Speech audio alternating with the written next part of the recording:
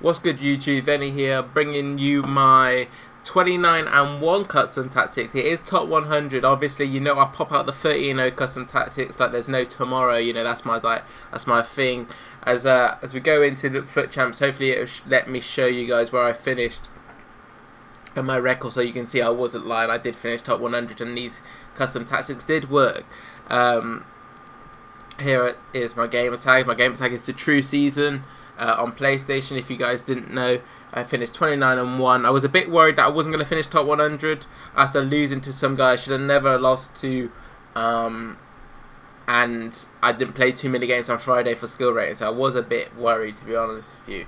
But we persevered, we hit the top 100, we got what we wanted. You'll see my team. My team is getting ridiculous now, to be honest with you guys. Like, we all know my team was very up there and solid before, but now I think with a few additions of the team, like this 95 Pele is amazing. Obviously the Van Dijk upgrade. Once Van Dijk got his upgrade, I sold my Varane and Courtois and got Van der Sar and used my Van Dijk. Van der Sar's not too bad. As you see, he's played 50 games for me. He's a little bit on the slow side, so if you do move him, you've got to be very careful really where you move him. But that's not right why we're here. We're here about the custom tactics, and frankly it's been hard for me. I've been hitting like 28s, 27s in weekend league. I think my team might have helped, probably did. No, I know some people are going to say that, but at the end of the day I'm still like playing at a high level. But this part of the bus makes you be able to lose to anyone on the game, which is a bit of a nightmare. So my custom tactics, what we're using is something maybe to counter it. I don't know if I would say it counter it. It just played really good this weekend. I'm not sure why. It was just solid for me. But I am going to give one player a certain shout out. This guy, I brought him for the last like 11 games on Sunday after I sold my Team of the Year Kante. And this guy, I'm telling you, top notch, honestly, unbelievable baller in that midfield. If you need somebody a bit more creative in midfield, I definitely recommend him. So let's get into the custom tactics. Unbalanced, I do not touch this. I don't use this. I always use the dynamic tactics. Something I might change though in the near future, mainly because dynamic tactics sometimes don't work and we get player switches, so that needs to be avoided, but that's not really too much of an issue right now. So the tactic I go in with now straight off the bat is this. So drop back, I'm actually going to notch this down to 4 because some of the passes what I was receiving was ridiculous. Drop back, I manually press myself. I know it's a little bit of an ask for some people. If you can't press manually by yourself, like you're not really quick with the player switchings, constantly cutting out lanes, go balanced and then maybe even drop the depth to 3. But for me, I'm using drop back 5 and 4. Mainly drop back is to get people behind the ball and then we're just defend from there. You know, that's the case with everyone at the moment. That's how people are defending. Sadly, a lot of people are playing like this and it's just ridiculous. Honestly, it's so boring to play. But it is what it is. If it's effective for them, it's effective for them. Get some wins. But let's go to the offensive style. I'm using balanced 5 and 5. Just a very standard setup. I'm not trying to...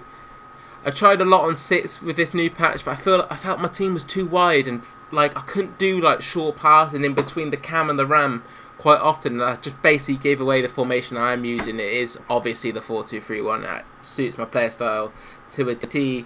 Player in the box 5. I know a lot of you, well, I don't think a lot of you, I know some of you, probably a better way to put it, might have seen me playing in the E-Premier League club playoffs for Southampton, which I did qualify for, so you will see me in E-Premier League representing Southampton. I think it's in March or sometime.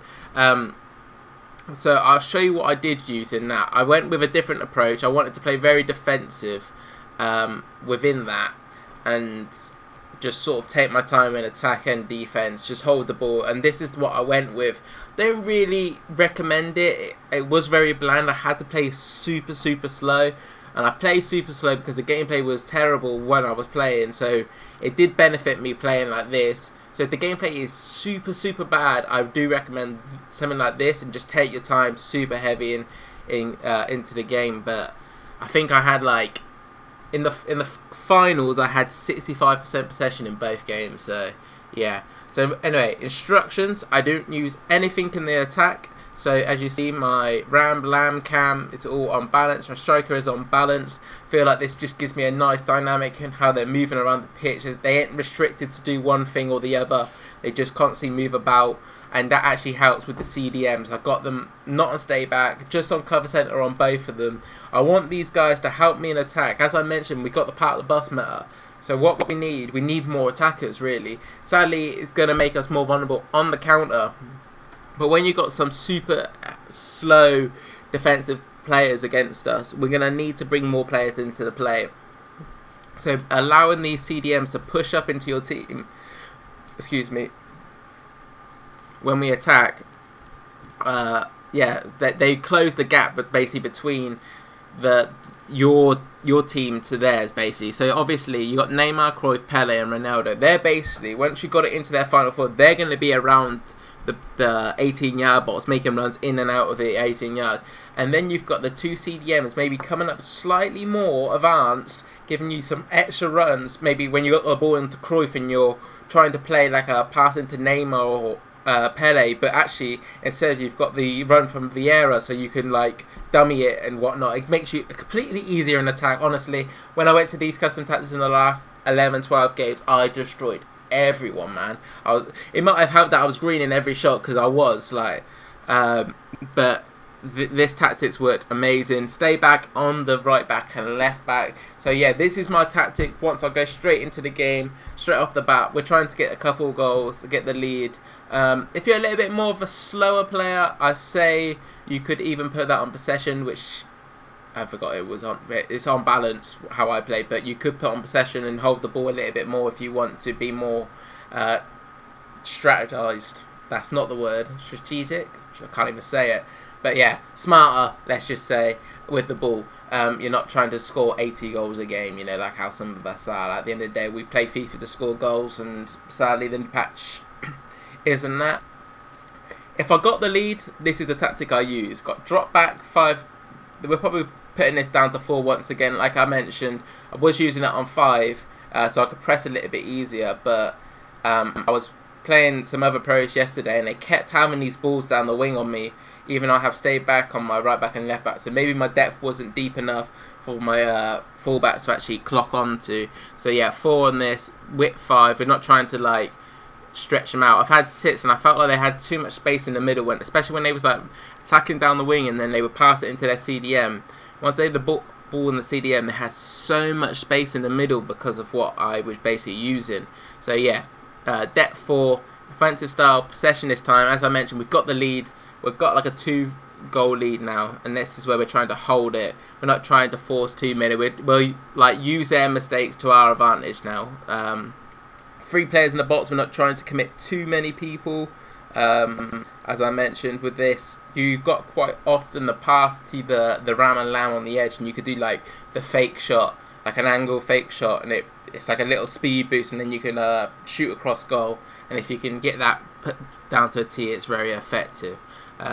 Instructions: getting behind on the striker with this. If you're using possession, your attacking runs are not going to be very forward thinking, so you do want maybe one of the players to be a bit more attacking runs, giving you another option. So yeah, once again, stay back on the CDMs as well, and stay back on the right back and left back. Very basic stuff, but it's very effective.